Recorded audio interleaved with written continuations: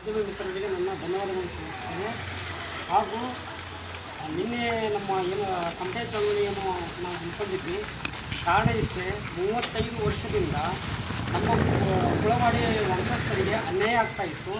ಈ ಕಾರಣಕ್ಕೆ ಸುಮಾರು ಬಾರಿ ಅವರು ಪುರಸಭೆ ತಹಸೀಲ್ದಾರ್ ಹತ್ರ ಆಗಲಿ, ಎಸ್ ಸಿ ಸಾಹೇಬರಾಗಲಿ, SC ಆಯೋಗಕ್ಕೂ ಕೂಡ ಹಾಕಿದ್ರು. ಅದನ್ನೆಲ್ಲ ಬದಿಗೊತ್ತಿ ಇಲ್ಲೂ ಕೆಲವೊಬ್ಬ ತಾಲೂಕು ಆಫೀಸಲ್ಲಿ ಒಬ್ಬರು ಮತ್ತು ಪುರಸಭೆಯಲ್ಲಿ ಒಂದು 3 ಜನ ಇವ್ರು ಏನಾಗಿದೆ ಅಂತಂದರೆ, ಹಿಂದೆ ಒಂದು ಗಾದೆ ಇದೆ, ದೇವರು ವರ ಕೊಟ್ಟರೆ ಪೂಜಾರಿ ವರ ಕೊಡಲ್ಲ ಅನ್ನೋ ಗಾದೆ ಇದೆ. ಕಾರಣ ಏನು ಅಂತಂದರೆ, ಇಲ್ಲಿ ನಮ್ಮ ದಲಿತರನ್ನು ತುಳಿದುಬಿಟ್ಟು ಶೋಷಣೆ ಮಾಡುವಂಥ ವ್ಯಕ್ತಿಗಳು ಮೇಲಧಿಕಾರಿಗಳಿಗಿಂತ ಮುಂಚೆ ಈ ಕೆಳಗೆ ಏನು ವರ್ಕ್ ಮಾಡ್ತಾ ಇರ್ತಾರಲ್ಲ, ಕೈ ಕೆಳಗೆ, ಅಂಥ ವ್ಯಕ್ತಿಗಳಿಂದ ತುಂಬ ಅನ್ಯಾಯ ಆಗ್ತಾ ಇದೆ. ಇದು ಒಂದೇ ಡಿಸ್ಟಿಕಲ್ಲ, ಪ್ರತಿಯೊಂದು ಡಿಸ್ಟಿಕಲ್ಲೂ ಕೂಡ ಆಗ್ತಾ ಇದೆ. ಇವತ್ತಿನ ಸಂದರ್ಭದಲ್ಲಿ ಹೇಳೋದೇನಂತಂದರೆ, ನಿನ್ನೆ SC ಸಾಹೇಬರು ಹೇಳಿದ ಹಾಗೆ ಇವ್ರನ್ನ ಸಸ್ಪೆಂಡ್ ಮಾಡಬೇಕು ಅನ್ನೋದನ್ನು ಒಂದು ಮಾತನ್ನು ಹೇಳೋಗಿದ್ದಾರೆ ಚೀಫ್ ಆಫೀಸರ್ಗೆ.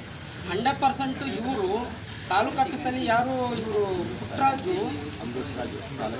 ತಾಲೂಕು ಆಫೀಸಲ್ಲಿ ಅಮೃತರಾಜ್ ಅಂತ ಮೇನು, ಆಮೇಲೆ ಇಲ್ಲಿ ಪುರಸಭೆಯಲ್ಲಿ ನಾಗರಾಜು ಮತ್ತು ಶ್ರೀನಾಥ್ ಪುಟ್ಟಸ್ವಾಮಿ ಅಂತ ಅಂದ್ಬಿಟ್ಟು ಇವ್ರು ಏನು ಮಾಡ್ತಾ ಇದ್ದಾರೆ ಅಂತಂದರೆ, ದಂಧೆಕೋರರಾಗಿ ಕೆಲಸ ಮಾಡ್ತಾ ಇದ್ದಾರೆ, ಲಂಚಕೋರರಾಗಿ ಕೆಲಸ ಮಾಡ್ತಾ ಇದ್ದಾರೆ. ಇದು ದಲಿತರ ಮೇಲೆ ತುಂಬ ಅಡ್ಡ ಪರಿಣಾಮ ಬೀರ್ತಾ ಇದೆ. ಅಂದರೆ 2000 ವರ್ಷಗಳಿಂದಲೂ ಕೂಡ ದಲಿತರು ಹಿಂಸೆಯನ್ನು ಅನುಭವಿಸ್ಕೊತ ಬಂದಿದ್ದಾರೆ, ಶೋಷಣೆಯನ್ನು ಅನುಭವಿಸ್ಕೊತ ಬಂದಿದ್ದಾರೆ. ಇಲ್ಲಿವರೆಗೂ ಕೂಡ ಕೆಲವು ಸಂಘಟನೆದವರು ಕೂಡ ಮೋಸ ಮಾಡಿದ್ದುಂಟು, ಇಲ್ಲಿವರೆಗೂ ಕೂಡ ಅಧಿಕಾರಿಗಳು ಮೋಸ ಮಾಡಿದ್ದುಂಟು. ಎಲ್ಲ ಎಜುಕೇಟೆಡ್ ಪರ್ಸನ್ಗಳಾದಂಥ ವ್ಯಕ್ತಿಗಳೇ ಇವತ್ತು ದಲಿತರನ್ನು ತುಳಿದು ಕೆಳಮಟ್ಟಕ್ಕೆ ನೋಡುವಂಥ ರೀತಿಯಲ್ಲಿ ಕೂಡ ಇವತ್ತು ಸಂವಿಧಾನ ಇದ್ದರೂ ಕೂಡ ಈ ಮಟ್ಟಕ್ಕೆ ನಮ್ಮನ್ನು ತಂದು ನಿಲ್ಲಿಸಿದ್ದಾರೆ. ಇವತ್ತಿನ ದಿನ ಹೇಳೋದಾದರೆ 10 ದಿನಗಳ ಒಳಗಾಗಿ ಏನು 141 ಸರ್ವೆ ನಂಬರ್ ಇದೆ, ಅದರಲ್ಲಿ 1 ಎಕರೆ 31 ಗುಂಟೆ ಜಾಗವನ್ನು RTCನ ಇವರಿಗೆ ಕುಳವಾಡಿ ವಂಶಸ್ಥರಿಗೇ ಅದಾಗಬೇಕು ಅನ್ನೋದನ್ನು ಏನು SC ಸಾಹೇಬರು ಹೇಳಿದ್ದಾರೆ. ಅದೇ ರೀತಿಯಾಗಿ 10 ದಿನದ ಒಳಗಾಗಿ ಅದು ಆರ್ಡರ್ ಕಾಪಿ ಇವರಿಗೆ ನಮಗೆ ಸಿಗಬೇಕು. ಒಂದು RTC ಸಿಗಬೇಕು.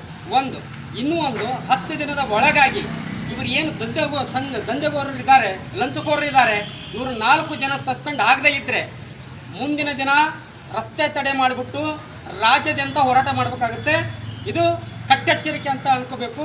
ಇದು ರಾಜ್ಯ ಸಂಘಟನೆಗಳ ಎಲ್ಲ ಒಕ್ಕೂಟ ಸಂಘಟನೆಗಳಿಂದನೂ ಕೂಡ ಇದು ಎಲ್ಲ ರಾಜ್ಯಾದ್ಯಂತ ಜನಗಳು ಬಂದ್ಬಿಟ್ಟು ಇದನ್ನು ರಸ್ತೆ ತಡೆ ಮಾಡಿಬಿಟ್ಟು ಇವನ್ನ ಸಸ್ಪೆಂಡ್ ಮಾಡಲವರೆಗೂ ಕೂಡ ನಾವು ಯಾವುದೇ ರೀತಿಯಾಗಿ ಹೋರಾಟನ ನಿಲ್ಲಿಸಲ್ಲ. 10 ದಿನ ಅಂದರೆ SC ಸಾಹೇಬರ ಗೌರವಕ್ಕೆ, ಅವರ ಮಾತಿಗೆ ಗೌರವ ಕೊಟ್ಬಿಟ್ಟು ಇವತ್ತು ಚಳವಳಿ ನಿಲ್ಲಿಸಿದ್ದೇವೆ. ಇನ್ನು 10 ದಿನಗಳ ಒಳಗಾಗಿ ಇವರೇನು ದಂಧೆಕೋರರಿದ್ದಾರೆ, ಲಂಚಕೋರರು ಏನಿದ್ದಾರೆ, SC ಸಮುದಾಯನ ತುಳಿಬೇಕಂತ ಏನಿದ್ದಾರೆ, ಇವರನ್ನು ಇಮ್ಮಿಡಿಯೇಟಾಗಿ ಸಸ್ಪೆಂಡ್ ಮಾಡದೇ ಇದ್ದರೆ 100% ಇದನ್ನು ರಸ್ತೆ ತಡೆ ಮಾಡಿಬಿಟ್ಟು ಸಸ್ಪೆಂಡ್ ಮಾಡಲವರೆಗೂ ಕೂಡ ನಾವು ಎದ್ದೋಗಲ್ಲ. ಇದು ಕಟ್ಟೆಚ್ಚರ.